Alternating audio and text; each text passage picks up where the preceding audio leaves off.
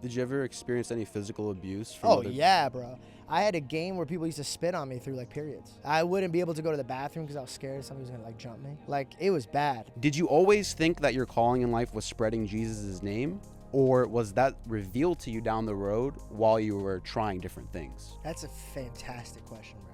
I feel like my days are numbered. Like, I just don't know if I want to be here anymore. Why the recent infatuation for you with politics? What was the flip of a switch in your mind where you were like, okay, I'm comfortable talking about politics and hosting these people? I've learned that if you're generous, God will use you more. What are some red flags that men should watch out for in a woman? That really changed me. And she was so good and so meek and so humble and so loving that it encouraged me to be a better man. I wouldn't worry about red flags because I think we all have red flags that we could work on together. I think find somebody that inspires you to be a better man. I'm gonna get smoked for saying this. Man, you know what I mean? There's so many other... If God... Dog, that's so funny, bro.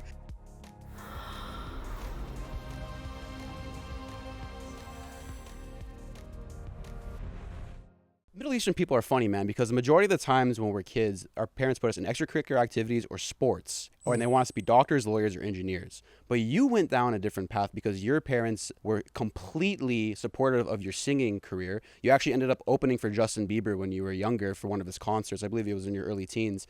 And so was it their dream for you to make it in the entertainment industry, or was it your dream only and they were just very open-minded about it?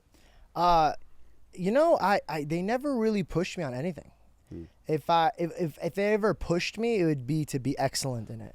So if I was doing the music thing, which I was doing a majority of my life, if I like this microphone was the Shure, and it recorded the Michael Jackson album Thriller, and Michael would dance and tap his feet while he was singing so much I had to put rugs underneath him. And the reason I know that is because if I wanted a microphone, I would have to present all these realms of why this microphone was amazing. My dad would never just give me anything. If I wanted to go to the recording studio to just record anything, he would make me perform it in front of him. So like they taught me good work ethic, but they never, ever, ever told me what I could be or what I should be or anything like that. The only thing that they put it mandatory in my heart is like we love Jesus. And that was like the only basis in their hearts that they're like, this is not negotiable. So what if they were against your dreams, though? They were like, okay, George, you have to go down the traditional path. You have to go down to college. Would you have disobeyed them, or would you would have went down that route? I would have done whatever my parents said. Even if it was something that you would have been miserable doing? It depends, right? So like I have amazing parents, so it's hard for me to like answer that because there's some parents that are like, old school. I think what helped me is I just prayed about everything. So when I wanted to do what I was doing, I prayed that, it would please my mom and dad. So the first commandments are always like, honor the Father in heaven. But then the second one, a lot of people kind of just skim past, is honor your mother and father. And blessings come from your parents. You're the fruit of their roots. So if, for example, they don't bless your path, it's going to be very hard for you to like walk that path. And I'm a believer in that. Now, if your parents are pushing you in the wrong direction and your spirit is like really heavily telling you that, it's just out of my sphere. Like I've never dealt with that, so I wouldn't know how to deal with that. But I always, I was blessed with parents that were generous not only with their hearts but with their time, and like I just always wanted to make them proud. And in school and all these other places I had troubles in, I just always wanted to make sure I honored my parents. Till this day, like my friends always make jokes like, dude, you're like 31. Why are you calling your parents? I'm like, I just built a great relationship with them. And nothing that I have would be where it is if it wasn't for them. I think that's something also that's lacking in the American culture, why we're in the current state that we are in terms of whatever, regardless of politics. I just think of like morality and everything else. People don't have a relationship with their mom and dads, strong relationships. And so it's easier for people to disrespect one another because they don't have that respect for a higher authority, which obviously for us, it's our parents and also God. Yeah. I used to get very embarrassed when I was younger. I didn't like to dance if I knew people that I knew were watching me. Or I didn't like to sing because, honestly, man, I didn't like to express myself artistically because I was an overweight kid and I didn't want to give anyone ammunition to add on to anything else that they could potentially make fun of me for. So you know how people are in elementary school and high school. If they hear that you want to do certain things like sing, they're going to be like, you want to do what? So When you wanted to go into the profession of singing, especially when you're making some of your first songs like Royal Flush, which was 11 years ago with Swoop J, did you ever get embarrassed telling people like, yo, my first song's coming out, go check it out? Did you ever get any of that? Did you have to break out of any boxes? No, I had no friends. I was blessed. I think I was made fun of since 3rd grade for getting held back. I lost my friends because they're like, you're too stupid to hang out with us.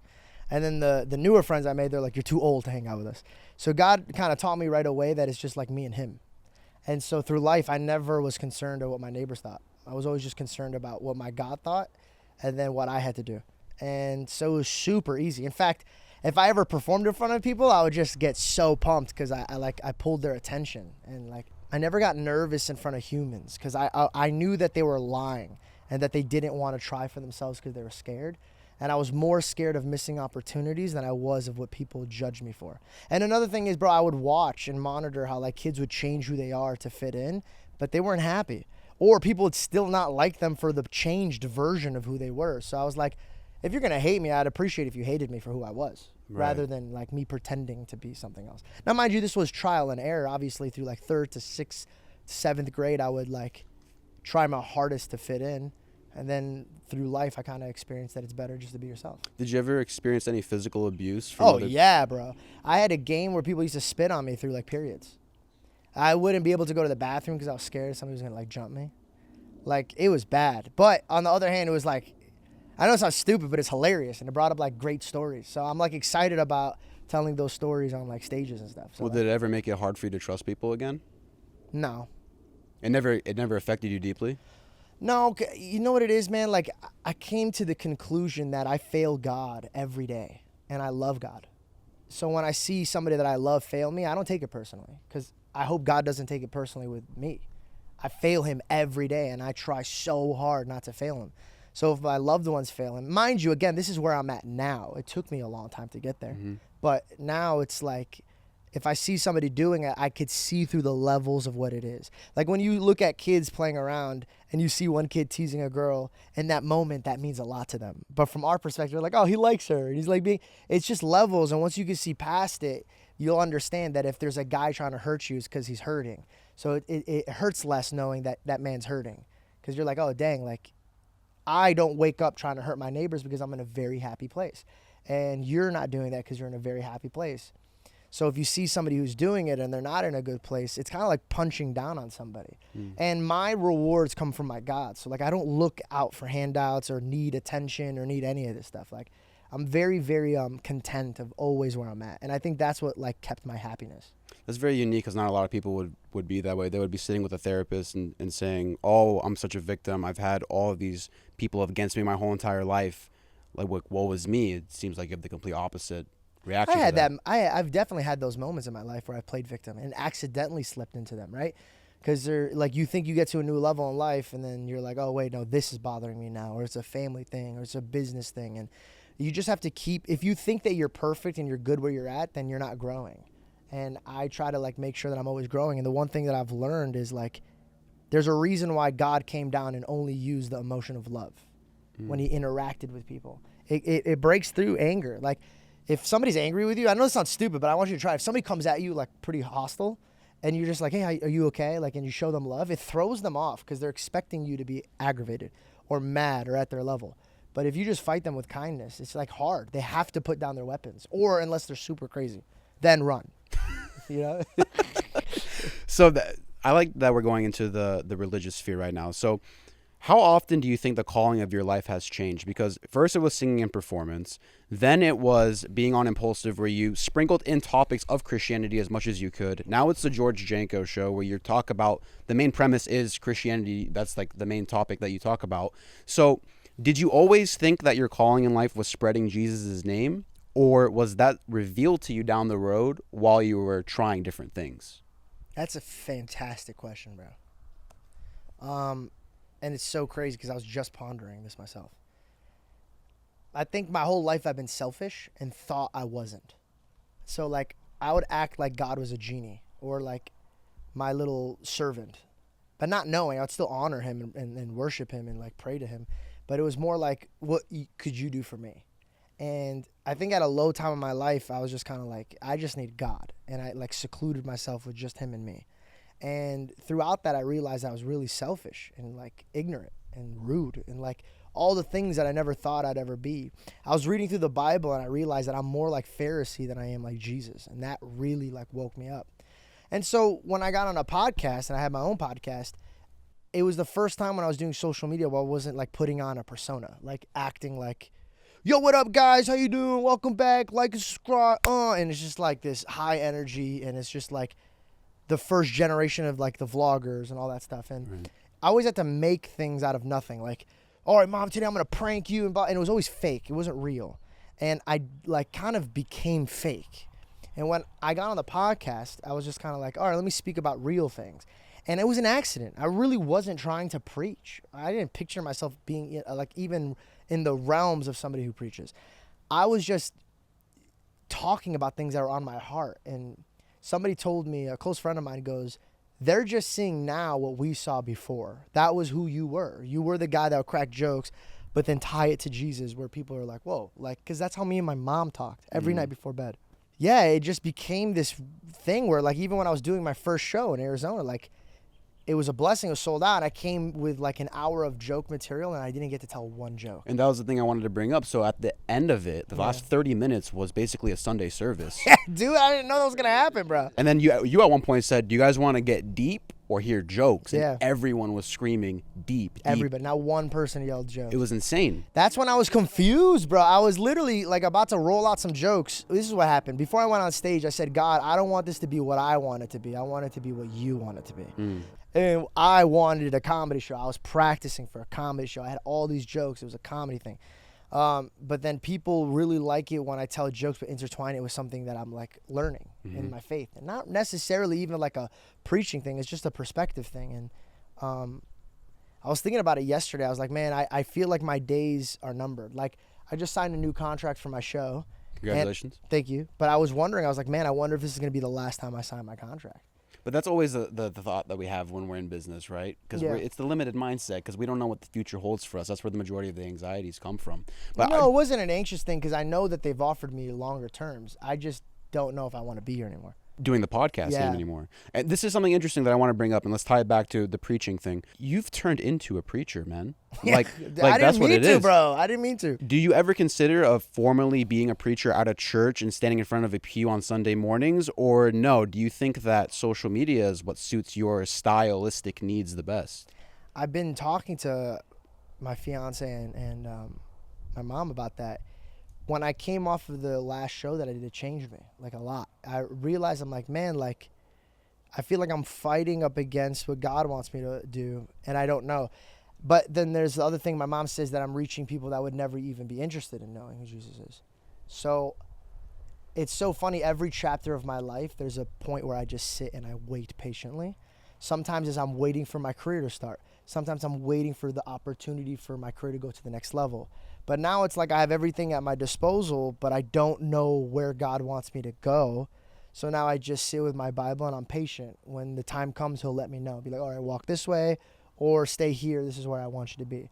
But I don't have any anxiousness anymore, which is random, right? Because anxiousness comes from not knowing. But I removed me knowing because anytime I ever tell God my plans, it goes in opposite direction. So like I just stopped trying to plan and more try to be at peace and in the moment. But I can still work hard. I think people confuse that. They get very lazy and they're like, oh, just wait for God. And like, that's not how it works. But also don't lose sleep over it because I've learned recently that when you are worrying, the devil is robbing you of the joy that God gave you.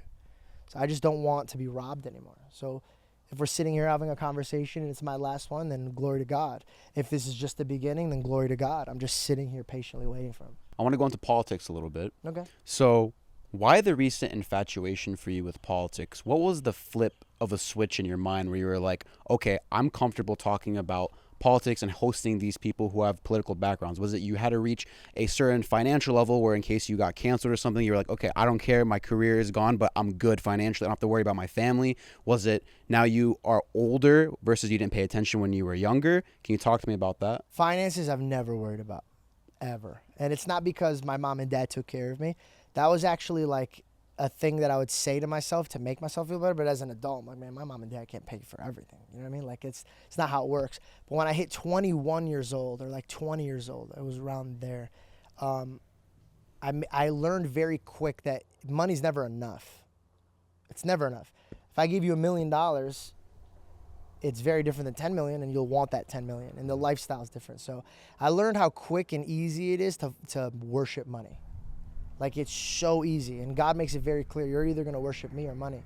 So I've never bought materialistic things like watches or sports cars or things that obviously, even my dad was like, why don't you buy yourself a Rolex? And I was like, I don't want one. Like, I don't buy anything, and I don't consider anything besides like freedom and my family wealth. But it's not because you think that having materialistic things is bad, right? It's because that's just your personality trait. I think that I'm set on a stage to set examples.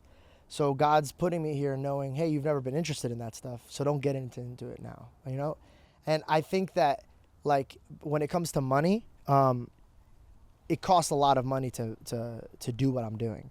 Every dollar I made, I went right back into my work, just knowing that God would supply my dailies. Like, right. When Jesus was speaking to his disciples and he's like, don't worry about your clothes, don't worry about what you eat. Like, the birds in the sky I take care of, and I love you more. And from there, I was like, I used to always worry because I have to provide for my mom and dad because they're getting older. I have to provide for my fiance or blah, blah, blah. But the truth is, I'm not the provider. I'm the tool that God's using in my life. And I've learned that if you're generous, God will use you more. So if you're at home and you're like, I need money, be generous. Be very generous and watch what God will do. It's actually the only time in the Bible where it says, test me. You're not allowed to test God, but there's one place in the Bible that he says, test me. And it's with your finances.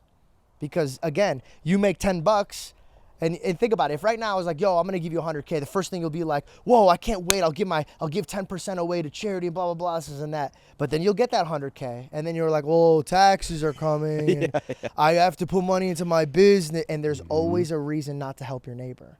So I made it very adamant to myself. I always live underneath my means. Could I have bought this house a while ago? Absolutely. But I would be stressing over it. I'd be losing my life. I would be like, oh, I got to get this brand deal and blah, blah, blah. But I was patient. I'm like, when the time comes, I have this house, I won't have to bend over backwards for a brand deal to pay for it. I see. Or sell something to an audience member that I don't really appreciate. So money was never in the equation for why you didn't talk about politics in the past. So I assume it was something else that was keeping you back from talking about it up until recently? No. Politics I was just interested in learning. And if I want to help my country, I got to roll up my sleeves and get to work. And the first thing that I thought of was I need to be educated. So I need to have conversations where I could learn. And just like the gospel, I don't know the gospel forwards and backwards, but I'm learning and I'm like showing the world what I'm learning as I'm going. Mm-hmm. So I was like, oh, I'll just do this with politics as well. If I could show people that, hey, I don't know everything, but I'm willing to have a conversation. I know people that know everything about politics, but they don't know how to express themselves. That's not good. So I already know how to express myself, so I just need to learn how to get into politics and learn so that way when I'm on this side of the fence and my neighbor is screaming at this guy disrespectfully because he doesn't understand their perspective, I could kindly be like, hey, that's our brother, and the reason he thinks like this is like this. And so I'm just actively just trying to be a peacemaker. And the first way of doing that is be educated. And that's what I wanted to comment on, is that you're a synergist. That's the peacemaker thing. You bring people together, which I think is actually very ironic because you're a synergist through the two most divisive things ever, which is religion and politics, which divides most people, but you're using those two avenues to bring people together. Through the Holy Spirit. It's not me. I when I went on the podcast with Andrew Tate, everybody's like, man, you challenged him.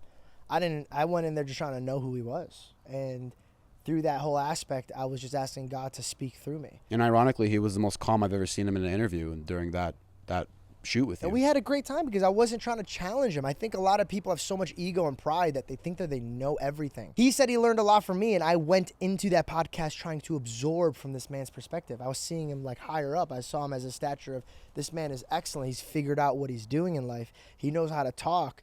And then I walked away sharper. And yeah, the compliments are nice, but that wasn't my intent. I'd be lying to you if I was like, yeah, I went in there, blah, blah, blah. But the truth is, God went before me. I went humbly and meekfully, and I just wanted to learn and absorb what my neighbor thought.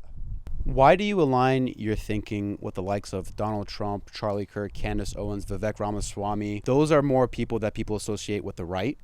What about their philosophies resonates with you? The first thing I always want to concern myself is, do they believe in the Lord? And a lot of people be like, oh, you're going to bring the Lord into the politics. Well, yeah, absolutely, because the Lord is the God of everything. And so I've noticed that when a household has God in it, their children, their family. It's put together. It's safe. But I wouldn't want my children to be staying overnight at a house that does not know God, that doesn't fear God, that doesn't know what right and wrong truly is. Now, a lot of people are like, well, no, we know what right and wrong is without God. Well, that's if you go back historically, that's not true. The gospel, the Old Testament, the Torah, everything established what was good and bad. And Charlie Kirk has an amazing quote about this. I heard him say this when I was at Turning Point USA. He goes, disobedience to tyrants is obedience to God, which is what Moses did. Yeah. He was directly disobedient to the Pharaoh, which was God's command to do so. The authoritarianship that he was dictating to release his people. So that's I agree with that completely. You know, Billy Graham was interviewed, and it was during the Monica Lewinsky situation. And they were like, why did you sit next to the president after he did all of that? And he said something that stuck with me. He said, the Father, Son, and the Holy Spirit. The Son came to love, be kind, and forgive. The Spirit convicts, and the Father judges. And a lot of people are trying to be all three when we were just taught to be like Jesus. So just because I don't agree with you, that doesn't mean I should disrespect you or think that your philosophy is stupid and burn you down to the ground. I think my God is my avenger. So if I handle it the way that my Lord wants me to handle it, he'll deal with you. I don't need to deal with you. And I truly believe that. I've came across many enemies in my life. And I've always wanted to smite them, or I always wanted to take revenge. And I've always wanted to do that, but I've refrained because I've learned in life whenever I put it in my hands, only hell follows and death follows.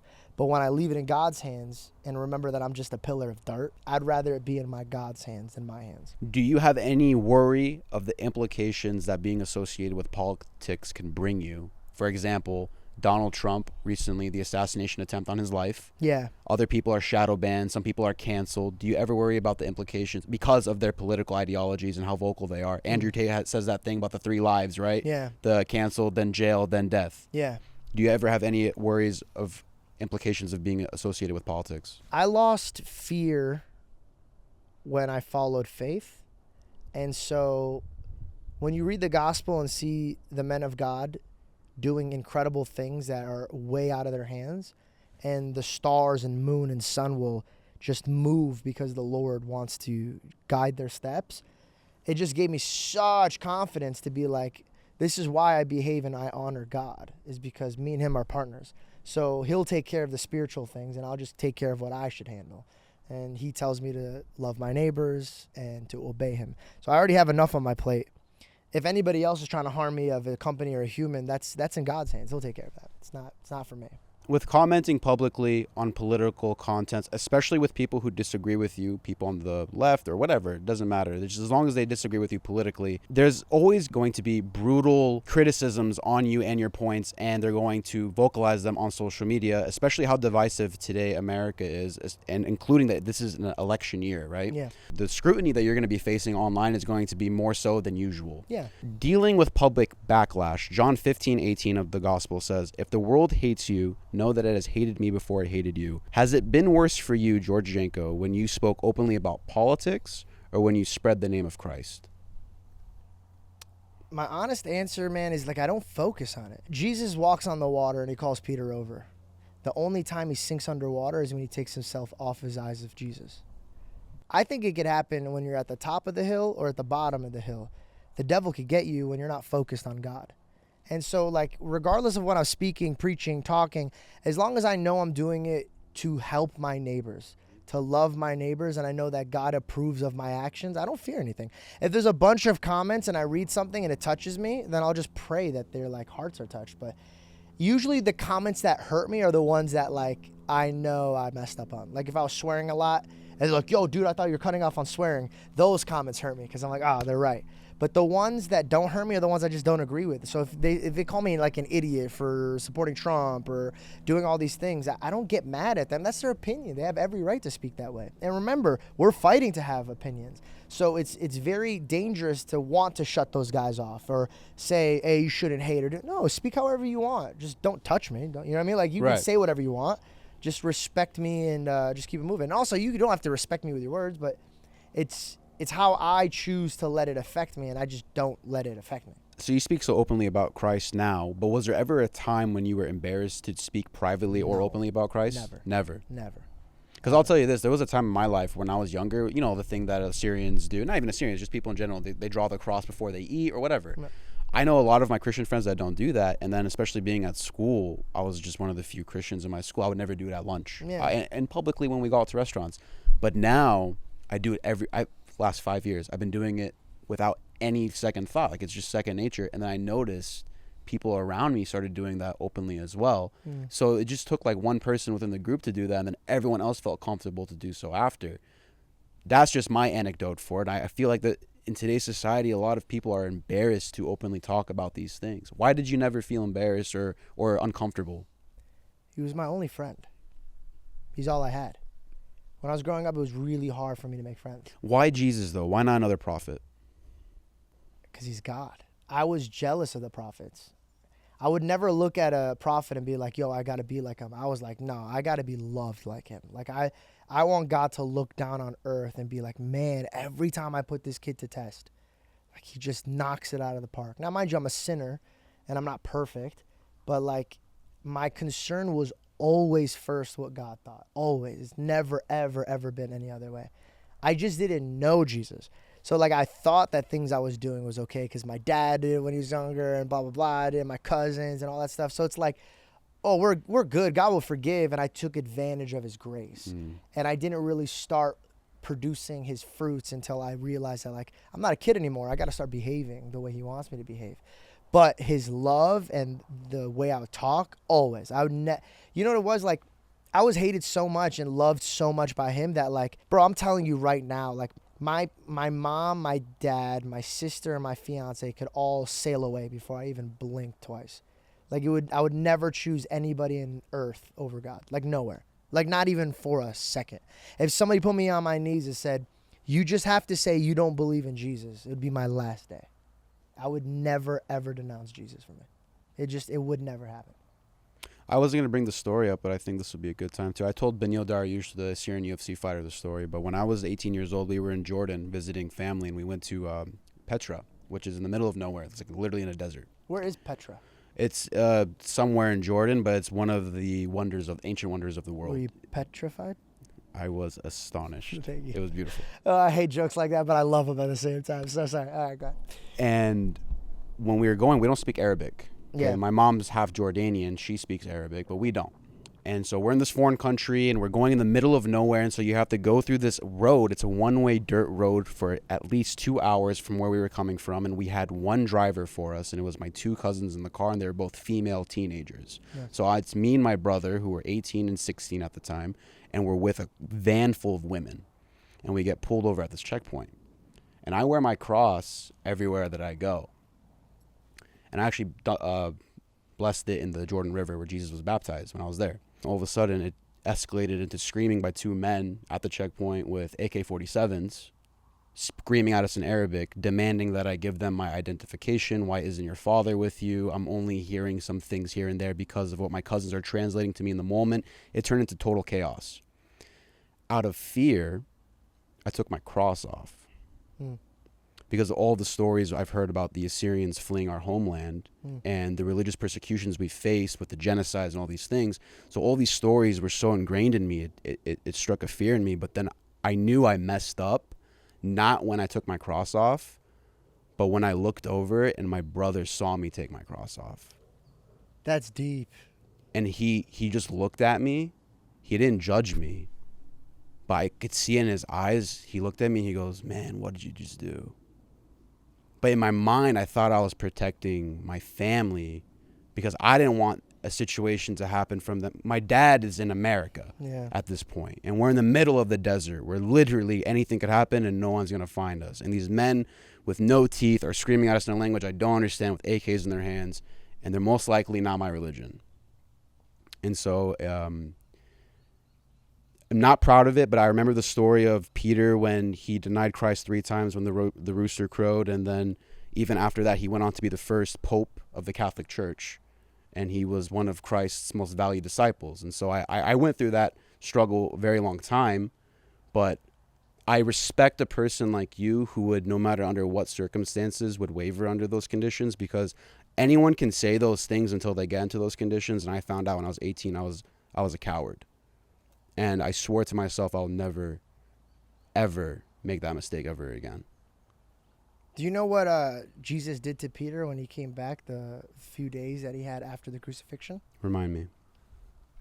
So remember, he denies him 3 times. And that broke Peter. Because he was bragging at the Last Supper, if anybody even looks at you, dude, I'm going to shred them down. And then he was like, whoa, I don't know who that guy is, dude. And they're like, are you sure? And he goes, nope. And then he starts swearing because he doesn't want people to know. And when he came back, he asked Peter 3 times, do you love me? And Peter, at the last time, he was heartbroken. He goes, why do you keep asking me this? But when I read that, I knew it's because he was trying to wash him clean from the last 3 that was bearing his heart. So in that moment, bro, you should remember you're young. You should give yourself grace. You're not going to throw yourself in the fire when at the time you don't even know who fully Jesus is and how fully he could protect you. So don't look at those moments that there were times of like, man, I'm going to be really embarrassed when I meet God, because he's fully washed that and he's fully loved you after. And by the way, when you came out of your mother's womb, he knew you were going to do that.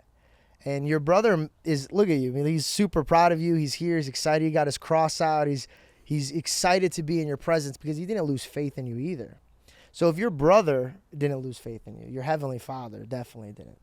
So don't let that get to you. Just know that every man will come to the place where they're going to fail God. From Adam all the way to Abraham, all the way to David. These are people that Jesus loved, and they failed him. But that's our role. Our role is to fail him. That's our role. Wow. So don't ever kick yourself down, and don't let the devil get too excited in your head thinking you're a failure. You're not. I'm glad you went through that, because now when the time comes and we need you to stand up, you have that to stand on. And you're like, I'm not going to make that mistake again when the time matters. Do you know what I mean? Thank you.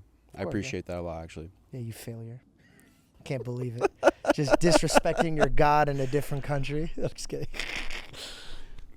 Back to George Janko. Outside of the Bible and your parents, who was George Janko's most positive and negative influence? Because a lot of times people want to learn from the positive, right? Yeah. But you can learn equally as much from the negative influences in life. So was there any people in your life where you're like, I'm not going to follow that person's footsteps? Dude, I'm not going to lie. I've never really had like a role model. I just don't know why. And I don't mean to be weird, but like the way people talk about athletes or like pop stars or any of that stuff, I just never been into it. It was never, I always cringed out when people were like too excited about somebody. I just felt weird about it. So there was nobody in your 20s where you're looking up to them and being like, I want to partner with them, or I want to learn under them and mentor under them? No, nothing? No. I had this weird dream that I was like, not a dream, but daydreams, where I'm like, I'm so blessed that I get to have these conversations with people. And don't get me wrong, I get excited. Like when I'm meeting like Russell Brand, I'm like, oh my God, I love Sarah Marshall. So I don't hide the fact that I'm a fan. But am I up at night thinking like, oh my God, how does he behave? How does he work? And let me structure myself to be like that. I never was, because I was really, really excited to be George. And even with my flaws and even with like my positive things, I was just excited to improve on them. I always thought of life as a game. Have you ever played RuneScape? Yeah, that was one of my favorite games. You know what I'm saying? Like, and you see the strength and the defense and then the planting. And then I learned that like if you work on yourself, you could be whoever you're looking up to. So, like, I always absorbed from people that I admired, but I never idolized anybody or never wanted to, oh, my God. I never even went to concerts. I think that, like, the first concert, like, I bought tickets to were the Jonas Brothers. And that's when I was older and I was excited. And I didn't even buy them. One of the brothers gave them to me, and I was, like, so excited and I can't. That's different, though. But, by the way, I was still excited to meet them, but I wasn't, like, trying to be them. I think there's a difference from, like, being excited about somebody's talent. I could always observe somebody and be like, oh, that's so sick. Good for you to be there. And I also think that's helped me not be jealous either. Because if I was trying so hard to emulate them, then I would kind of be like a little bit jealous that I wasn't them at one point. You're comparing yourself to another person instead of who you are the previous day, what Jordan Peterson said. And I was always just kind of like bouncing around. If I was an actor, then I was in the music world, and then I was in audio engineering, and then I was I was writing. Like, there was all these things that I was doing, so there wasn't one path that I wanted to take. I just asked God that I wanted to have an amazing life peacefully. Remember, I told you when I was doing this interview, I was excited because you're Assyrian.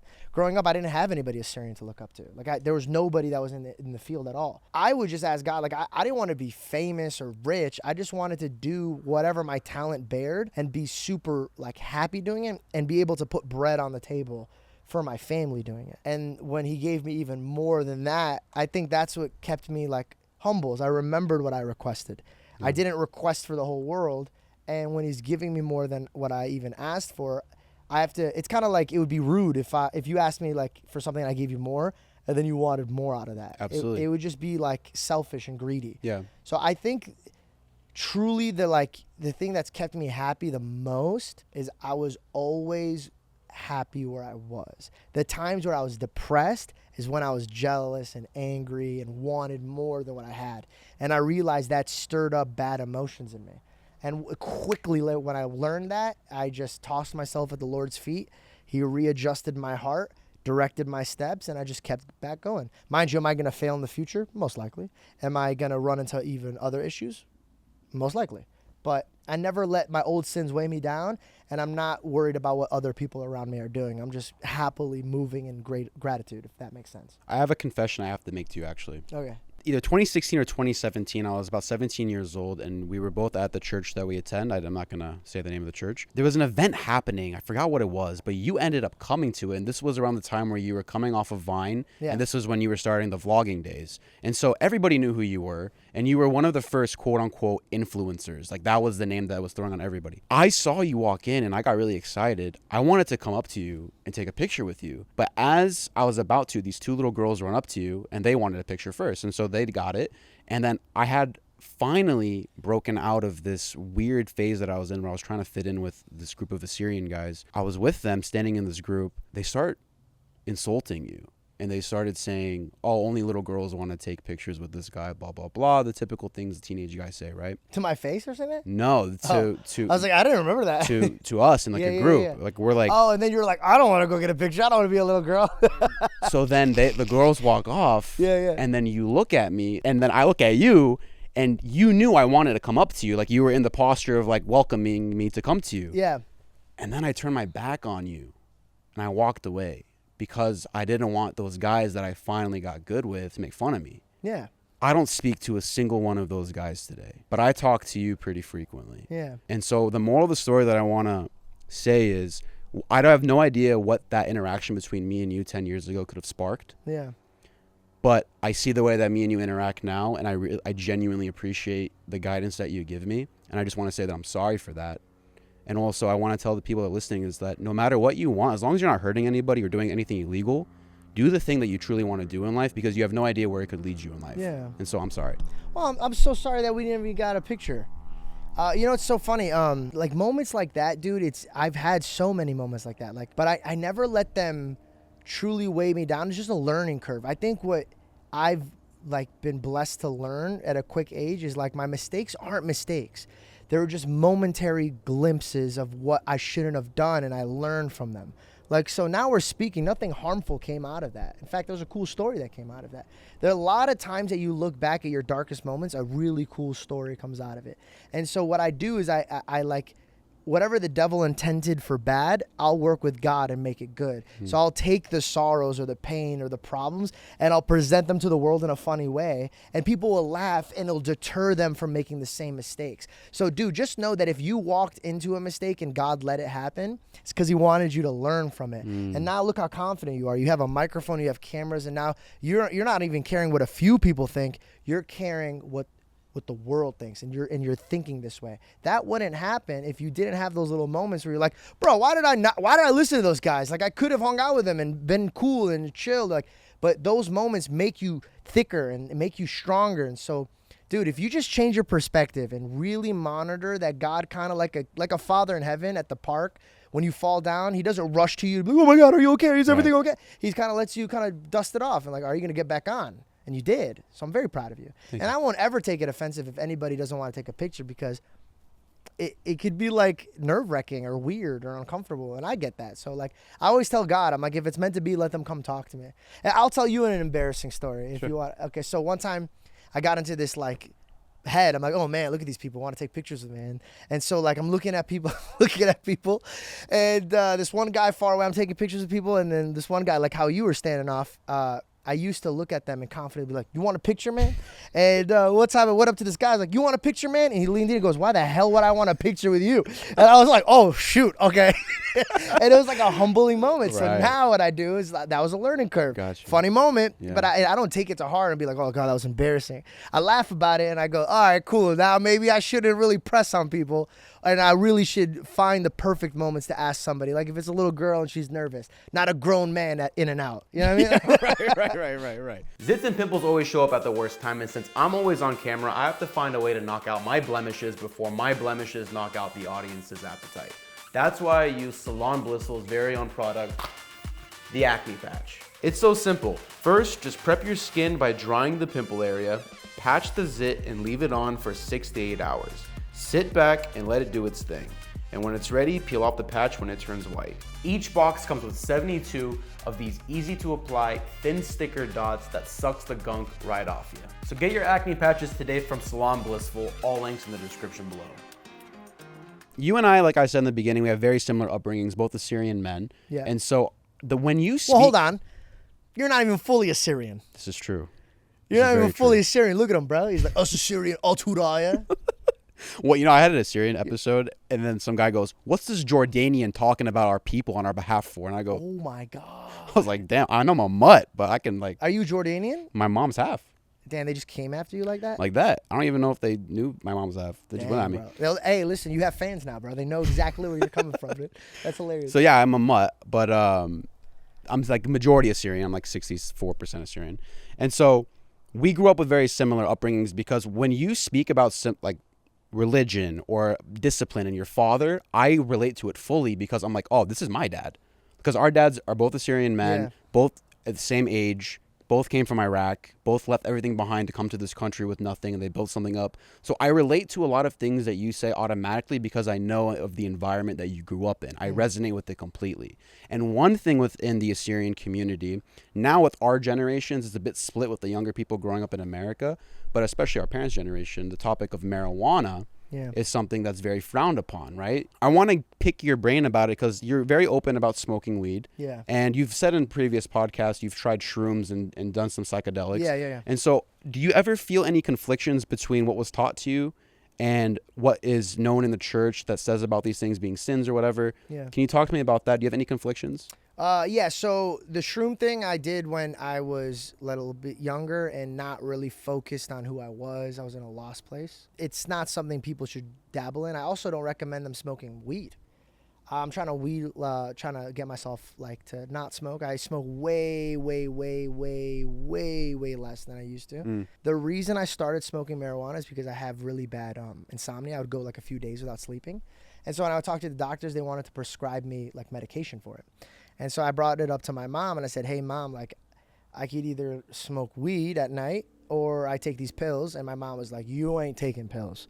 And so I told her, I was like, "Hey, this is something I want to do." And I brought her research because I still needed my parents' permission, even though I'm like 27 at the time. So they didn't like the idea of you smoking? No, at first they were like, no. But then when I sat them down and I showed them studies on like how ridiculously more healthy it is than drinking.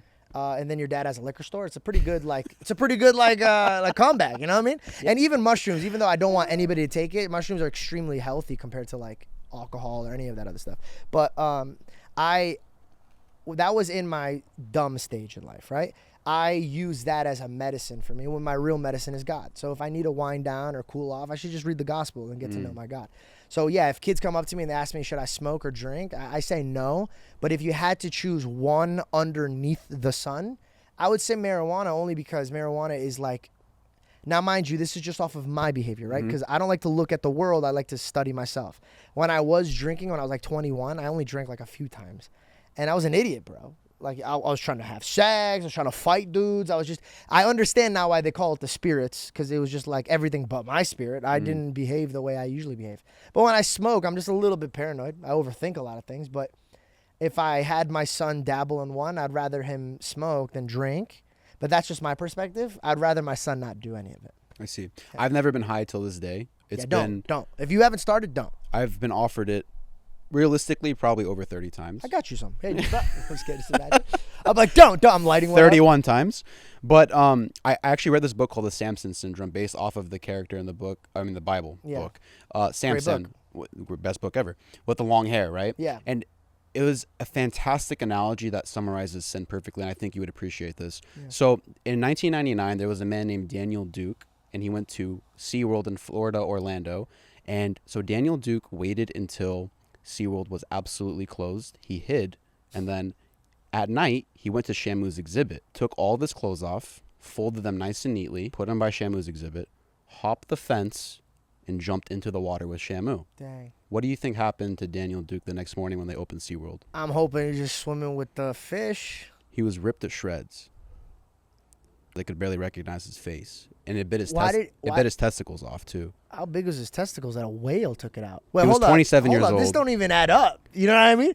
This sounds like a story I hear when somebody's high. Are you messing with me right now? I swear to God. Wait, by the way, hold on. Why did we even get here? I'll tell you why. Okay. Thanks for the lead up. So, how does Shamu bite your nuts off, dog? How does Shamu, do you not think about that? So he folded his clothes up. I don't think he was aiming. I think he was just chomping, and he landed. He got somewhere.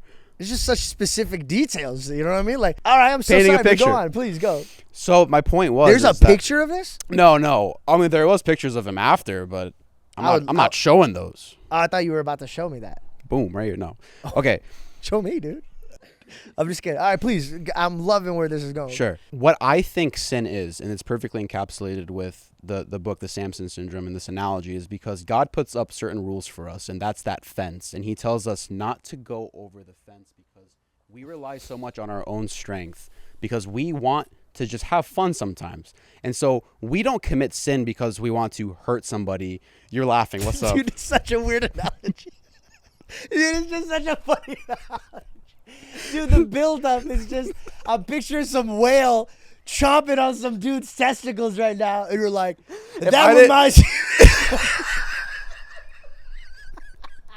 There's so many other. Dog, that's so funny, bro. And that's why I think God. Dude, even God in heaven was like, where's he going with this, dude? Hey, dude, that was so good, bro. At least somebody listened to that and they're like, you're right, dude. I'm not trying to get shredded into pieces. Dude, it's just the way you detailed him folding the clothes and then jumping over. And then the way you tied it into this biblical man who had strength with long hair. I was just trying to figure out. But that was great. So you hear that, kids? Hey, listen to me. Don't smoke weed. Or a whale's gonna come and jump on your nuts, dude. Dude, don't ask me, ask him, bro. This is his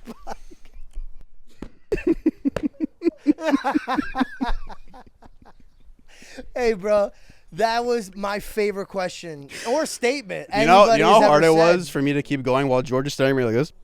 Bro, I was trying so hard not to laugh, dude. I was even pinching myself. I don't know if you can get on camera. I was trying, don't do that, bro. No, he's trying to be serious right now. I'm sorry. It's all good. I'm glad. I hope this is a clip, bro. This is going to be definitely a clip. I hope this is a clip. And please, when you're talking about the Shamu part, put pictures of and then when you bring up the book, make sure. Oh my God. Dude, I love you so much. I love this kid so much, bro. Okay, I'm so sorry. So sorry. Yeah, bro. Should I finish the point? Imagine tonight I'm lighting a J and I'm like, you know what? I'm going to get my dick turned off. I am a changed man now. I will not. All right. I'm so sorry, bro. Okay. I'm going to finish the point, though. All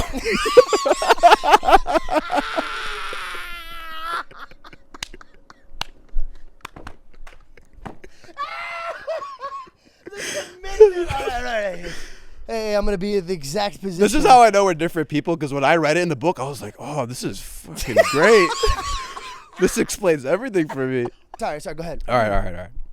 So the whole analogy of you relying on your own strength, when we commit sin, it's not because we want to have someone harmed or we want to go against God, but it's because of the fact that we just want to experience a little bit of fun. Daniel Duke didn't want to die the next day. He wanted to actually have fun and have a cool story to tell his friends. But we rely on our own strength for when we jump over the fence in life. We want to land on this green grass, this patch right here because it's something new. And we're like, okay, I did it once, so I can do it again. So you go back to the opposite side again.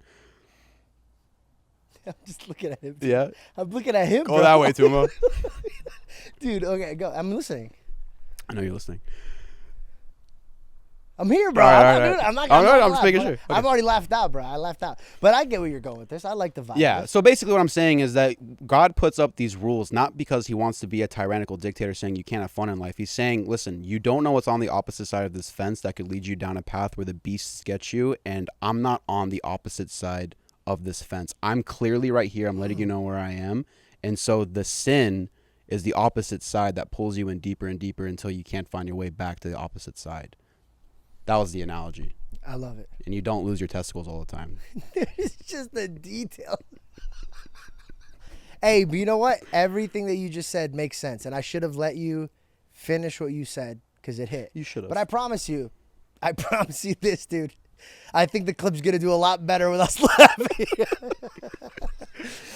No, I get what you're saying. Basically, God said, I set boundaries. If you cross this line, you're moving away from me. I'm not going to chase you down there. Right. Yeah. Exactly. Nice. You've openly stated that when you left Impulsive, you've had a lot of fears in your life and how to provide for your family, your team. Your sister was on your team and you had other people working for you, and you wanted to make sure it was a stable environment for them, not so much for you, right? But then you overcame that, and the George Janko show is extremely successful. Do you have any fears now today? Yeah, of course. But my fears I have, they don't have to do with the industry anymore. I think this is just more of life and knowing the role I play. I think every man's going to have fear. I think in life, your whole life, from the moment you're a kid to you're literally in your casket, you're either going to wake up and choose fear or faith. So, of course, yeah, I dabble in those thoughts, but I don't let them live on my tongue. And that's the difference. I see. Because once I voice it, then I could bring it to life.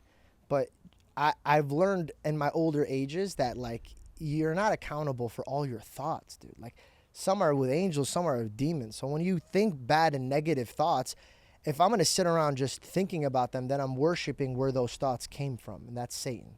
So I'd rather sit there and be grateful. That's why when God says don't be don't be anxious, be grateful. And when you're scared, know the truth. He says know the truth. That's crazy to think, because the truth is God. He goes, I am the way, I am the truth, I am the life. So whenever you get anxious in any vertical, if it could be medical, it could be financial, it could be spiritual, sit and think about Jesus and meditate on him and read the word, and you can navigate your way out. I think a lot of fear happened when I was younger because I did not know. That's why when Jesus is getting crucified, the last thing he says is forgive them, they don't know. And I think the more you know who Jesus is, you know how he behaves, you know what you should be doing, you lack a little bit less fear because you're like, oh, I know what I'm doing. I know my role and I know his role. And I think when you know his role, you stop fearing. When you did a podcast with Andrew Tate, you told the story of when you're at this party, this house party, this girl who was about to do drugs, you stopped her and you said to her, sweetheart, you don't have to do this. Yeah. And then you heard that she later entered herself into rehab after. When you're in an environment like that, there's a saying that you are the 5 people that you associate with the most, right? And then there's another saying where it's you're guilty by association. Yeah. When you're in environments like that, where you know there's going to be people openly doing behavior such as that, you know, like they do it for different reasons, for being accepted, just to have a good time, whatever it may be, whatever. You're still in that environment. Did you ever worry about being lumped in with people's actions like that? Or did you view yourself as someone to be there as like, hey man, you don't have to do this to have fun. Like you could also be a light in their life. Like how did you balance between being lumped in with those behaviors and being your own person? I think God trained me through my life. And I think he does that with everybody, right? You know, you go through what you pray for. And so when I wanted this type of lifestyle, the first prayer I ever had is, if it takes me an inch away from you, I don't want it. I had the natural spirit telling me like, hey, this guy's behaving like that. You should be a better role model for him. And I think the times where I should have been a better role model, I kind of regret. And I wish I could have stepped up more. But again, it's kind of like, all right, I learned from it. Now I won't run away from that problem again. Because here's the thing, bro. Like, I'm not the hero. And I think that when it finally clicked, because when I used to read the Bible, I used to be like, I'm David, bro. Or I'm like Abraham. But the truth is, bro, I'm not. I'm definitely not. I was more like Pharisee, and that really hit me. So, like, it helps when you don't judge people and you understand where they're coming from. And then when you see behaviors that you don't want to be a part of, I think it's smart for you to walk away. And I didn't. My fear was, oh, I'm going to ruin what God gave me. But I can't ruin what God gave me. So I stuck around in rooms and parties, and this has nothing to do with like my old crew. I'm talking about even past that, like going to Hollywood parties where movie actors and actresses are. The way they behave, there's a lot of them there that are great people, and there's a lot of them that are not. But we don't talk about the ones that are doing good things because it's not as cool. It's not No fun. one cares. Yeah. They like the drama. Did you hear so-and-so got punched in the face and da-da-da-da-da? But I think everywhere you go, you'll see good people. And God says that you'll be the light of the world. So it would be a shame if the light of the world kept leaving the dark places. You get what I'm saying? So I just knew I had to obey God, and he took my feet where he needed them to be. I didn't get myself to where I was. And if I did change a human being out there in life, it wasn't me. It was the Holy Spirit. But you never worried about that light that you would have been corrupted to darkness if you were around enough people that were doing bad things? No, because I was ignorant. I didn't know about that. So it was more like not a delusion, but like a self-confidence. Yeah, but if you look at the old videos of me, I was very different. I was watching one of your old episodes on Impulsive, and I was like, this is a completely different human being. Yeah. You're a sheep, dude. That's why Jesus is like, I'm the shepherd. You're the sheep. If we see somebody else doing it, monkey see, monkey do. And I did. I didn't rise above them. I just did the least possible that I could sleep well at night. But there's still times that now I used to go through things and be like, this ain't even bad. I can't wait to talk to my kids about this. And now I'm like, I pray to God they don't ever find out that I did something like this. So I wouldn't say that I was just as them, if not worse. I was worse. If you think about it, I knew what was wrong and right, and I chose to be there. There was people that didn't have parents to teach them from right and wrong. So who's even more in pain? Me. Because God will look me and be like, yo, dude, your mom and dad told you not to behave this way. Their parents didn't. But you know. That's why he says, I'll judge you off of what you know. So in that moment, if that was the rapture or the judgment day or anything, I would have been in some dark, dark waters, bro. That's powerful. That's powerful. I want to transition to one thing. Magic. Almost. So I've actually... This podcast is incredible, dude. We got everything. I've developed a card game, and basically what this is that it's to help people who want to get to know somebody better and they don't know how to ask like more intimate questions. There's just some questions I typically wouldn't ask people on here that I want to use as an opportunity to get to know somebody better. And so also, if you want to be a better interviewer, I think these are some really like solid questions to start with. And so I want to mix these cards up. Yeah. And then if you can pull one by random and then ask it. I want you to answer it. Oh, and gotcha. Then if you would, I would like you to give me a question, and I'm going to put that question in the card game, and then that's going to be the George Janko card. I love that. Cool.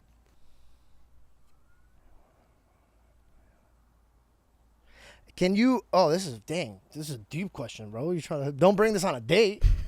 Imagine you're on a date. Like, listen to this one. All right. Oh, you pick a card. All right. You're like at a Dave and Buster's. Come on, pick a card. Then she think, oh my God, okay. Can you recall a time when you upset your mom or father and now look back on it with regret? Just imagine dating someone and they're like, yeah, my OnlyFans. All right. Am I asking you this? No, you're answering this. Oh, okay. Sorry. Can I recall a time where I upset my mom or father and I look back on it and regret it? Dude, no. I really can't. All right, so nothing to really upset mom and dad's great, and I'm looking forward to adding your question into the card game. You know what? Actually, I got suspended a lot. So I don't regret it though. That's the only thing. It was part of like my life, and I learned from it. But yeah, I would get suspended so much, and the teachers and principal would just tell my mom, they're like, "This kid's gonna amount to nothing," and I would listen to her cry herself to sleep, bro. Oh wow. Because she was so worried about like who I was gonna be. But like me as an obedient son, like I never did anything to do. I just had really bad ADHD, and like they would tell me like, "Hey, if you wander off again, you're suspended." And then I would go to the bathroom, and there would be pictures like all these kids created, And it's not my fault. They're all like, they're not great, but like, you know, you're just sitting there and you're taken back. And then they have like professional ones. So I sat there looking at the professional ones and then looking at the kids, and I was like, they're not that different. And I would just like, even now I still remember my thoughts. So I sat there for like 35 minutes. And so like I got suspended because I did that the day before. And yeah, so I would just always get in trouble for that. That's not for bad reasons though. You weren't doing anything. That's why my parents though. weren't really upset. Yeah. Because even when they were yelling at me, I would just doze off. So they're like, Bruder, if I find out, hey, I'm yelling at you. Pay attention. And I was like, yeah. It's just gone, dude. They're like, he's special. We can't get mad. It's like punching down at that point. Dude. No, It's that's like, innocent. That's innocent. That's not bad. Thank you. I do want to get into the topic of relationships with you before we wrap up. And so, in today's society, I mean, you're someone obviously that a lot of people look up to. When we were in the meet and greet line, and I was watching the way that people would approach you after your show, the first live show that you did in Arizona, and you can truly tell that the way that people look up to you is something that when you talk, they take it to heart. And in today's society, a lot of men, I've noticed, especially my generation, find it very difficult to find genuine love today because of what social media pushes out there into the world and the materialistic routes that we've taken. And so, speak to the young men out there who collectively agree that this generation is the hardest with finding a legitimate significant other, and they're trying to find true love out there. How important is it that your significant other is Christian, or are there other aspects to look into when finding a significant other? When I met Bella, she was like Christian, but like she never practiced. Mm-hmm. And I do believe that the man leads the house. So before you get married, you might want to be on the same page of life, so the kids are not divided. But when you're dating, you should go out there and experience and find what you're compatible with. I think my like secret to success is one day it was like me and Bella got in an argument, and you know when you get in an argument and you like act like somebody you're not because of anger and emotions and all that stuff.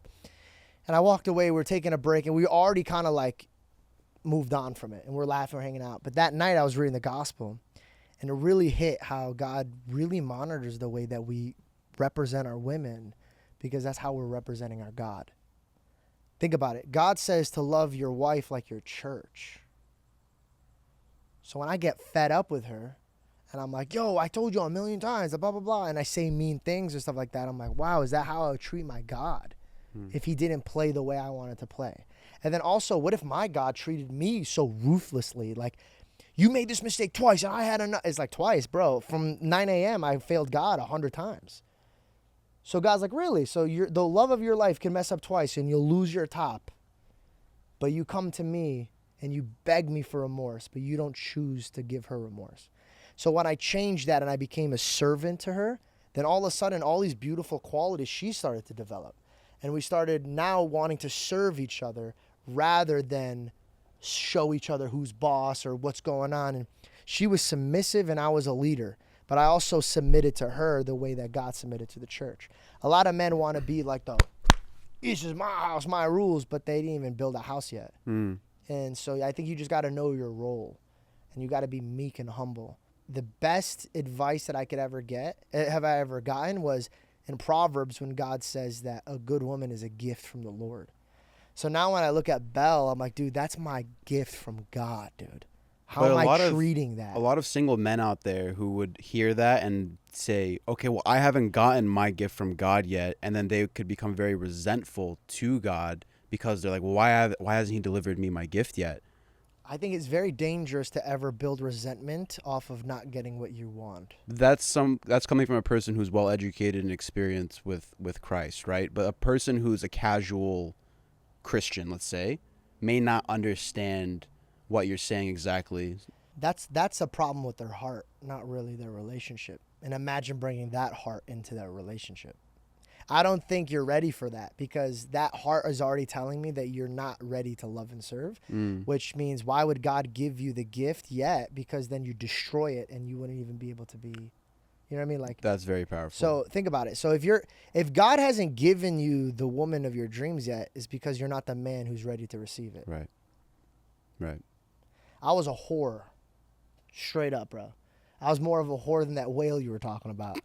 And this freaking whale. And dude, let's just say this atheist looked at me. He goes, I don't get it. I thought you believed in God. And I was like, I do. He's like, aren't you why are you acting like this? And I said, I'll act like a gentleman when the right girl shows up.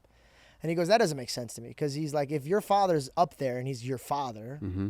he goes, and that means that's her father. So why would her father give him to a punk like you? And I was like, dog. When an atheist had to break down how God perceived me, like I was just like, all right, I need to make some changes. And I made some changes. And I really, really, really tried hard to be a good man. And randomly some dude just went into my life and said, hey, dude, I think I just met your wife. And I was like, what? And I met her. And Wow. she's my fiance now. I didn't work for it.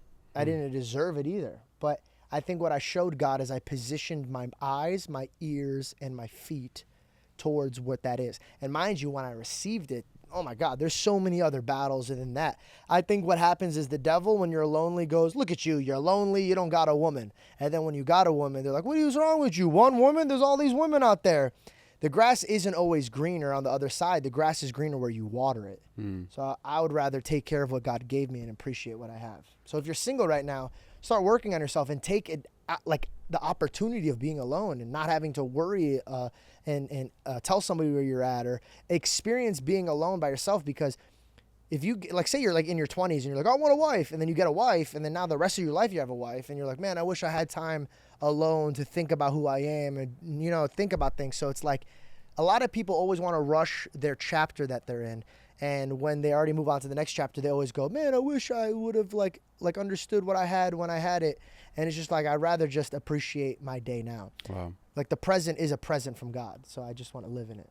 It's a gift. In that case, then, what are some red flags that men should watch out for in a woman? Red flags? Or let's make it simpler. What are like the top red flags that you looked for when you were scouting for a woman for you to consider to be your wife? You know, it's so funny, bro. Like I didn't know what good quality was until I met Belle. Belle really changed me. And she was so good and so meek and so humble and so loving that it encouraged me to be a better man. So I think I want to worry about red flags because I think we all have red flags that we could work on together. I think find somebody that inspires you to be a better man. And I think then you'll be in a good place. Because, man, like, I couldn't imagine my life without Belle anymore. Like, without her in it, because of, like, what she gives me when it's like, if I'm in a bad place and she reads me the gospel, or the way she, like, makes me a meal and loves me, and I could buy a home, but she makes it a home. There's so many beautiful things in women that are out there, but men are more focused on the wrong things. I think every woman might have a red flag, but if you appreciate where they're coming from and understand them and be the leader and lead them out of where you think is wrong, I think that you could have a beautiful relationship. So I'm not really concerned with red flags. I'm more concerned if that person's willing to work on the red flag, if that makes sense. That does make sense. And I also noticed that women will say red flags about men, but they're more willing to overlook them in a man if they truly like the man. Yeah. I've noticed that too. But let's say, hypothetically speaking, your fiance was not as a devout of a Christian as she's become. Would that have changed the dynamic of your relationship, or would you have still stayed committed into it as when you first met her? Oh, if she like denounced Jesus? Or like she's grown in her faith ever since meeting you. It's Yeah. very obvious, and she's said it publicly on your podcast a few times too, that she's grown in her faith because of you Yeah. and your family. If she just stayed at level 1, let's say, when you first met her, would that have changed the dynamic? Yeah, of course, because like that thing that I was telling you about that made me a better man, that was the Holy Spirit moving in her as well. Because we're partners on earth. So you're growing together. Yeah, of course. It was impossible not to grow together. Of course. A thing written in the book called Art of Seduction by Robert Greene, who's this amazing author that I'm absolutely infatuated with. He's written the 48 Laws of Power and those such. And he wrote that in your life, there's 2 instances when you feel most alive. One of them is when you're a kid. It's like when you go on those field trips in life and like the air is crisp and you feel this excitement. You're about to get on the school bus and see all these new things. When you're a kid, the whole world is new to you. Yeah. So you feel this level of just love and an emotion that's just amplified. And then through life, as repetition goes on and you go to school and the homework and all the BS of life that comes along with it, you become more numb to life. And then when you feel those same days when you were a kid, like the feeling you got in Christmas morning when you were a kid, just don't feel the same when you're an adult because you've just grown up. But when you feel that same feeling when you were a kid on Christmas morning, as an adult, is when you fall in love. Because again, your love, your feelings and your emotions are amplified to the same levels as when the world was new to you, because this person is now new to you. right? So you've had an amazing life. You've had such a fun life. You've been all over the world. You've talked to some of the most influential and impactful people. You've become one of the most influential and impactful people. Do you constantly feel like your life is at this high, or were there moments where like life's felt numb and it's been renewed in those in moments of relationships? Yeah. I super disagree with that theology. The reason why that kid feels that way on Christmas and when he's on a field trip is because he's grateful. That is why he feels this. Not because it's new. Everything's new. This situation's new. If I went to a restaurant that's new as an adult, am I going to be sad because it's old later on? No. It's if you're grateful. Like that same restaurant, right? If you never saw your cousin and he came from Iraq and you're like, oh my God, I can't wait. And we're going, okay, well, I'm 50 years old. Why am I excited? I think it's because you're grateful. And I think the Bible describes one of the disciples as like, he's grateful and he's not in want. That to me was like the top level of joy and peace. You know how rich in your heart or rich in finance you have to be to not want? That's a king level of like sort. And I think any man could have that if they're grateful for where they're at. Any man could want more. What happens is when we grow up, we become a little bit more evil, dude. And I think that's why the Bible says if you're a man but you don't have the childlike heart, you won't see heaven. So I think if you're bitter, you could be bitter at like, I know 16-year-old millionaires that are bitter already, but they're kids, but they're bitter. But maybe that's because it. Right, because they stopped experiencing all of the things in life because they got everything right up front. They just take things for granted. And I think those are the most depressed people, the people that they can no longer buy their happiness. But a child doesn't even care if he's at the water park or he's just in a backyard with a hose. Right. Because he's grateful for the moment that he's in. And he's not worrying about bills. He's not sitting there thinking about love. He's not worried about death. When you're a kid, you don't worry about the worries. You trust your mom and dad. You're in full faith. That's why you're enjoying every moment. Us, when we go to a park, we're like, oh, man, these mosquitoes are going to eat me alive. But the kid is like, oh, what is this thing? And he's trying to touch the bug. I think it was when a human being is just wrapped up in worry more than wrapped up in faith. Because when I was at like a very cool part of my career where I thought I'd be very happy, I wasn't happy because I wasn't grateful. But then God started working in my life and I started being very, very grateful for where I was. And that's when the joy and peace came back. Remember, the gospel says the peace that I give you is above your understanding. So if you're not in peace and if you're not in joy, you really, really need to rekindle with your God. That's why I don't like bitter teachers. Like when a priest or like a bishop or a pope, right, and they're just bitter and they don't have the love of speaking for God anymore. I'm like, dude, maybe you need to speak to God a little bit more because like you're just bitter. It's interesting you say that because I grew up Catholic, like I told you, and in the Catholic Church they preach fear, fear, fear. If you don't do this or if you do this, you go to hell. Yeah. The Assyrian Church is love, love, love. There was never anything about fear. Like they never once said anything about hell. So if my own ideology was like, no, I need to be somewhere in the middle between the two, and I think that combination makes you grateful for being in the moment. That's smart because God says to fear the Lord. Wisdom is the beginning of it is when you fear the Lord. That is the beginning of wisdom. So check this out. This is what I'm going to tell you.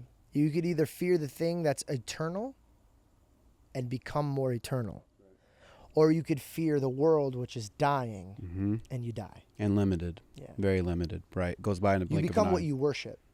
Absolutely. And speaking of worship, I want to talk about worshiping Jesus. And so when Patrick Bet-David interviewed Andrew Tate, Patrick asked Andrew, why do you think that people don't go after your prophet the same way people mock Jesus? And Andrew Tate said, because people don't want the smoke against the Muslim community. And I fully disagree with that because look at what happened in the last 4 years. Anytime anything truthful was out, they labeled it conspiracy theory. They labeled it misinformation. Anything that was true was fully attacked. And the truth always shines. And so I don't think it's the fact that the people don't want the smoke from the Muslim community. It's the fact that anything that is true gets attacked. I think that because of how true Christ is, that's the reason why he's constantly mocked at the Olympics and everyday life ever since I was a kid. It's okay to make fun of Christ, but it's not okay to make fun of everybody else. Why? Because it's me. It's obvious. He's the truth. It's interesting to hear you guys' perspective. I don't know what it is about me. I just don't focus on the negative things. Like the Olympic things, I was like, all right, cool, I won't watch the Olympics this year. I don't really harp on like them attacking my God, or I would want them to attack their God. I wouldn't want that either. I would be very heartbroken if a Christian was making fun of somebody else's God or prophet. I don't condone that, and I agree with you fully. And I think everyone should respect everybody else's religions. My best friends in high school were all Muslims. They called us Brown Town. I was the only Christian in that whole entire group. You know what I mean? And so we're all just a bunch of brown kids. He just catches me off guard so much. I love this interview. He's just such a serious face. He goes, yeah, they would call us what is it? Brown Town. Brown Town. So racist. Yeah, no, I endorse that, but it strips experiences away from people, because I'm sure like we watched the Olympics as kids and we enjoyed it, but now never once. Oh, dude. Bro, you didn't like watching the only people sport ice that I shuffle? can watch is like mixed martial arts, like UFC. I'll sit there locked in because that other guy might die at any moment, so I'm just locked in. But like football, the 10th down, the 4th down, soccer, bro, soccer and me, they always yell at me, shut up, bro, it's the most viewed sport in the world. Okay, like I can't. He has the ball now he doesn't have the ball. What do you want me to do? You want me to sit here for 6 hours and watch this? Now, if Leonardo Messi or whatever his name is wanted to hang out and have a conversation, I would love to have the conversation. But I would probably want to be more interested in his life than his sport, dude. I would rather play the sports than watch the sports. You know what I mean? Like, that might be me. I'm going to get smoked for saying this. Meh, you know what I mean? That's fair. I'm going to say a name, and I want the first thing that comes to mind when I say this name, okay? Got it. Donald Trump. Vote for him. Patrick Bet-David. Vote for him, too. No, I was kidding. Grateful. I just feel like when I met him, I was very grateful to be in his presence, and I learned so much from him. And I also saw that he was in the moment. He was grateful. So when I think of him, I think of gratefulness. So I like that about him. Andrew Tate. Top G. Jeff Wittick. Bottom G. Kamala Harris. Pass. Mr. Beast. 14. Joe Coy. Filipino. Manny Pacquiao. Half. I think. A great comedian. Mentor. Now I realize why my teachers hated me. I failed a one-word thing. Like I said 9. All right, sorry, I got it. Alex Jones. Conspiracy. Jordan Peterson. What did you mean by that? Did I fail the ending part of this podcast? I feel like. Well, you know, they're laughing. I feel like they're having a great time. They'll laugh at anything. Can I ask you? Sure. First word comes to mind. This interview. Full circle. Because of the nice. How dare you not take a picture? Oh, we should take a picture now. We've never taken a picture together. We're gonna do one for the promotion for this interview. Wow, it is a full circle. Yeah. It's not one word, but whatever. You gave me 30. That's 2. Full circle, buddy. Who's dyslexic now? All right, thanks for watching my podcast, guys. Make sure you guys like and subscribe. This young Assyrian man is doing it, and if you're Assyrian, please give this guy a subscribe, man, because you guys gotta be connected, man. So I want to talk to you about being Assyrian, because I feel like you don't get the opportunity to talk about it in depth as much with other people that you speak with. So first I want to pick your brain. Let's start off with the good, because I don't feel like there was enough opportunity for you to talk about how it is to be within the Assyrian community and growing up Assyrian. So I want to pick your brain about it. What does it mean to you to be Assyrian, and what's the best part about it? Dude, being Assyrian is so cool, and I never really got to appreciate it until I had a substitute teacher that like spazzed out when I told them I was Assyrian. And they're like, you're Assyrian? Do you know where you're from? And I was like, yeah, my mother said, what are the best? And he was like, you invented math, stars, wrestling. And this white substitute teacher knew more about me than I knew about me. And so I appreciated where I was from that moment on. And also when I went to LA, all of the traits that my people taught me was what everybody loved me for. They were like, he's so hospitable. Look how he does this. Look how he does this. When his parents come, look what they do. They do this. And it quickly helped me. Like Joe Coy, I opened up for him, but then he would come up to me and be like, yo, can we go to your house afterwards? Because my mom would put on this dinner until 4 o'clock in the morning. We'd be hanging out, having a good time. And then another thing that I saw was during funerals. I know this sounds really sad, but watching all these women in the kitchen making sure that the meals are prepped for the kids and that they're taken care of while the mother's weeping, and the father, they're like, oh, we're gonna go run his business and stuff like that, all came and lifted this person up higher. And these are people that aren't even related to you. They're just friends. No, they maybe heard of, you know what I heard? Who's his father? It's always like, who's the father? They know you from your family tree, and they'll run and they'll be there for you. So I'm so proud to be an Assyrian man, dude, and like honored. And I wish I could represent it more. So I'm really happy you asked me about that. Yeah, being Assyrian is, and I'm 100% Assyrian. My grandmother's Armenian, but I don't acknowledge that. We're Assyrian. There's too many Armenians.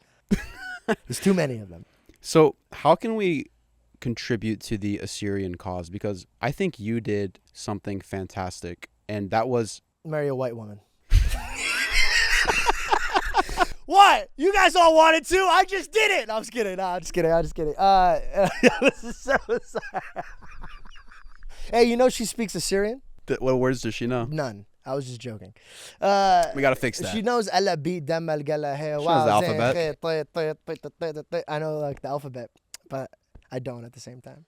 You know, it's a funny story. I'll just interrupt you real quick. I'm so sorry. But when I was a kid, I was in Sunday school and I was failing that and I was failing English. And I was like, well, we got to get to the bottom of this, right? Because I could only fail one thing. So I had a test in English and I wanted out in one of them. And the one I wanted out was the Assyrian one because it was this old lady teaching me, that's the hairdresser. I didn't like her vibe. And then all the Assyrian kids, mind you, different ages, all dumb. Nobody here was smart. And like, we didn't know anything. And I'm like the dumbest one out of all of them. So I was like, this can't be good for my reputation, bro. So I'm like, I got to get out of here. And so what I did is when I got my English test, I filled it out in Assyrian. But like bad Assyrian. Like I would put like alep, beat. And then my mom was like, what the hell is going on? And I was like, Mama, I'm so confused. English is hard. Assyrian is hard. And my mom was like, all right, you're out of that class. So I lied. You remember that card you asked me? Do I regret it? I don't even regret that one. You know, it's so funny. The Sunday school teacher, she came up to my mom. She goes, your son, he's still distracting. My mom was like, how is it even possible? He's not even in the class. He goes, yes, but does he go to the bathroom while he's at church? And she goes, yeah, how did you know that? He goes, because he doesn't go to the bathroom. I would go and put my face up against the wall while they could see me. I'm like, because they were still stuck in the class. And then I ran back into church. That's so funny, man. That's interesting you say that, though, because my mom stopped teaching me. I spoke fluent Assyrian when I was 5 years old. Fluent. And then she purposely stopped because she was afraid that I wouldn't do as well in American school. So she started to teach me everything in English, speak to me only in English. I hope you know she realized that you weren't capable of learning two things both at the same time. She's like, I got to figure out which one. I just told my mom I was a khmara, and then she let me go. Your mom came up to that conclusion by herself. Yeah. Well, I'm like 80% proficient right now, so I feel like I'm pretty good about it. Really? I could understand it. And my mom makes jokes. She goes, you only know how to speak fluently when you need to get out of something. Like if we're around people, I'm like, Mom, let's go, grab the knobble. Like I just speak fluently. And she's like, where the heck was all this when we were speaking? But also I would like to blame my grandmother, Exa, because she raised me. And this woman's from the old country and never once spoke to me in Assyrian, dude. It's like she wanted to practice English with me. And then had the audacity to yell at me for not speaking their tongue. I go, who raised me? It's your fault, guys. Take a look in the mirror. That is a problem, though, right? That is a problem, though. The language is slowly, I would argue, becoming extinct because of situations like this. We did this whole entire podcast in English, right? Because the whole majority of the world speaks English. Yeah. And so I think that's a problem, too, because I'm very proud of the language that we speak. I think it's good to teach. Like, I met this Asian family, and then all of a sudden they started speaking Assyrian. I started losing my mind. And I was like, yo, you guys are really good at learning. And then I just realized, like, even my fiance is like, oh, I want to raise them with your tongue. Like, I want them to learn. That's beautiful. So, like, I think it's just the parents, you know, I think what happened was we're first generations. Yeah. So I think what happens with, like, misguiding your child is always followed with, like, fear. Our parents didn't want us to lack here so they could keep a tongue that's not proficient here. So they'll be like, okay, let's speak English. And the fear takes over them. But then that's when we have to step up and say to our kids, no, we got to teach these kids so that way they know. Because remember, you could always plant the seed. You don't have to wait until it's fully gone. Like, if there's a Assyrian professor out there, he should try to get his college to be able to learn how to speak Assyrian. Or, like, there should be YouTube videos of it. Like, there's ways to make it go off but it's just the will and the want. Yeah, it's if you don't put the effort in, it's not gonna happen. Yeah. You have to be wanting to put the effort I in. have been wanting to learn though, and I've been wanting to learn Aramaic fully so I could read the gospel in Aramaic. Yeah, Ruslan gave you one when you guys talked. That was awesome, man. That was so beautiful. sick. That was from Jerusalem? I think so. Somewhere around that I region think of the so. world. Yeah. So you did the panel with Marmati Emmanuel, Vincent Oshana, Patrick David, and yourself, which was I did a panel or a podcast. podcast with them. I call it a panel. Oh, because And so- I just did a panel, so I thought you were talking. Oh, got you. So, but that was the biggest Assyrian representative we've Yeah. ever had in the Yeah. entire world. I called it the Assyrian Avengers. That was the biggest one, and it got 1.4 million views as of now, just the podcast itself, not even the clips. And then if you look on Google Trends, the word Assyrian skyrocketed that day because you guys helped us put that name on the map. And so dope. I believe you guys were doing a fantastic thing with putting us on the map for people who didn't know Yeah. before. So, but I feel like I wouldn't be doing my job if I didn't bring up some of the criticisms within the community, just so we can progress forward Yeah. and make sure that we're on the right track. So the criticisms were that why are people who aren't typically involved within the Assyrian community on a day-to-day basis, like the people who are in the church organizations or the Assyrian aid federations or the Assyrian national committees, why are these guys talking on our behalfs? And the way that I look at it, they think it's like Who's saying what? So the Assyrian people in the committee were saying the Assyrian community, Yeah. random guys and girls, Yeah. were saying, why are these guys talking on our behalf, airing out our dirty laundry? Why don't we have people from organizations that are formal speaking on our behalfs with? Oh, easy. the, I mean, we're not stopping you and reframing you from going to have a voice. We're speaking about being Assyrian because it might be a secret. Zoom in. I'm Assyrian. And so is Patrick. And so is the bishop. And so is Vincent Oshana. How crazy would it be to speak about who you are, dude? Right. And who was airing out dirty laundry? I don't remember any dirty laundry. Well, I saw what Patrick was going towards because he was saying, what are the biggest issues and how can we solve them? And then That's not airing out dirty issues. That's, first of all, that's a community thing. So it's not even a secret. Every Assyrian knows it. You know what Assyrians have a problem with? And by the way, I used to think it was only Assyrians, but every ethnicity has it. They think it's like a club where like only our people know, but it's like whatever the Assyrians have a problem with, Mexicans also do, and Greeks also do, and Italians also do. And I think the best way to have success is to put the pride away. I'm very excited that I'm Assyrian, and there's a lot of things that I would like to change with our culture, but there's also a lot of things I want to bring our culture to their world. For us to think that we're perfect and there's nothing to change is crazy. Yeah, I think it's a scarcity mindset, though, because there's only 4 million of us worldwide. So I think the future of Assyrians are so much brighter than people even understand. We're on the first generations, and look what we're already doing. Like, imagine in a few other generations where our kids have their kids, and they get to grow, and then we have enough numbers here where we could put schools, and we could vote things in. It's like Assyrians want to give up because they're tired, and they're exhausted. They came from a different country. They don't know how to build, but I just say have faith in God and let God guide our people out of the desert if we have one. I think that Assyrian people are doing really, really well right now. Every time I ever meet an Assyrian, they're doing very well. I didn't even read any bad comments, to be honest. Maybe I'm just not good at reading bad comments, but I think that if any Assyrian man was like, why are they airing out our dirty laundry? First, realistically, I'm sorry that you're upset. And I'll try to figure out a way to maneuver where I don't offend anybody. But anytime I ever meet an Assyrian, they're super proud of me and they congratulate me, and I feel very loved by my people. I think they know my intentions. I remember in that podcast I was saying, hey, let's not push that because that's more of a separation thing. And I remember trying to push for our people to come together. In the Assyrian world and in the American world, you're gonna make mistakes in front of people if you have an audience. And so you can't really let that hit you. I don't think you guys made mistakes, though. Yeah. I also don't think they see the strategic thing that you guys were doing. How can you solve issues if you don't point out what the problems are first? What are the problems, though? There's a lot of problems.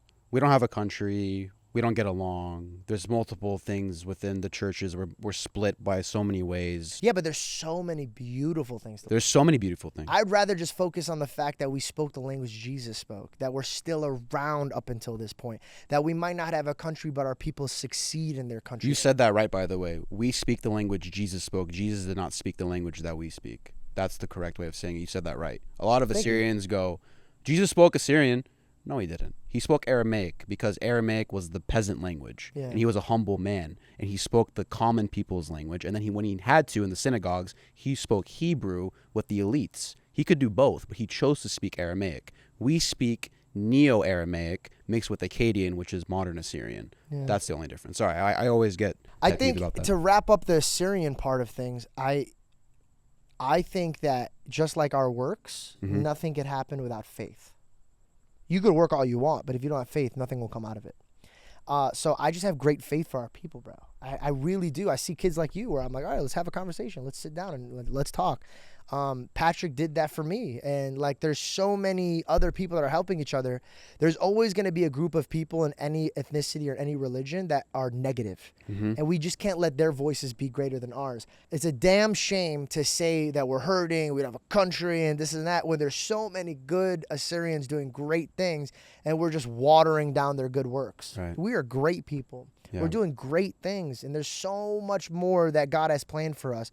But as soon as we get into his will instead of our will, like instead of saying he spoke our language, it would be more humble to say we spoke his language. Amen. And I think that like a man, also a community could wrestle with pride. And I do. I wrestle with pride every day. So if I'm going to pray for myself to get better, I'm going to pray for my community to get better because I want to see them get better. Those are my people. And sometimes when you discuss dark things, you could be a little bit more celebrating what the devil wants you to speak about. But I'd rather sit there and delight in the light of the world instead of the dark. I want to end with this part with the Assyrian thing.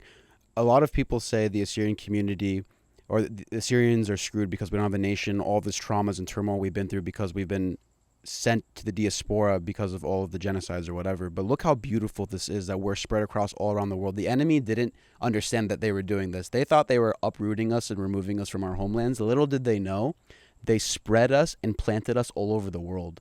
And now our roots are connected across the whole entire world instead of concentrated in one region of the world.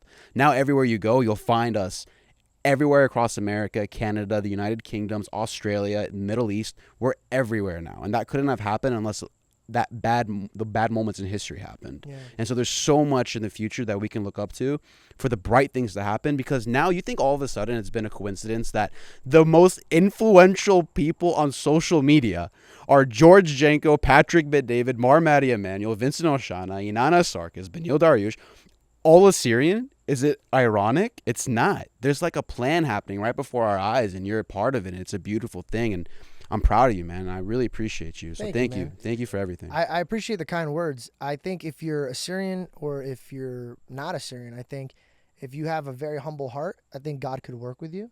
And then God could work with those people. And if you read in the gospel, a certain group of people, they come back and forth with the grace and favor of God.